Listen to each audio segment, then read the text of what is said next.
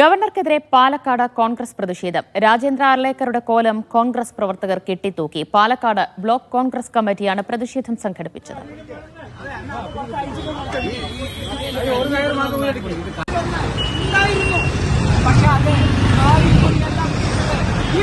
പാലക്കാട് നിന്ന് നന്ദഗോപാൽ വിവരങ്ങൾ നൽകും. നന്ദു, ഏത് രീതിയിലായിരുന്നു കോൺഗ്രസിന്റെ പ്രതിഷേധം?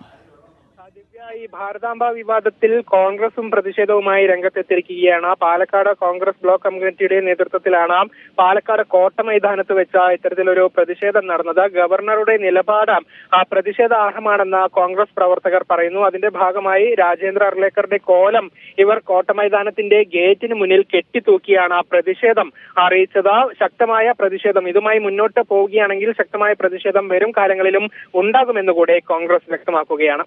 ശരി, നന്ദഗോപാലാണ് വിവരങ്ങൾ നൽകിയത്.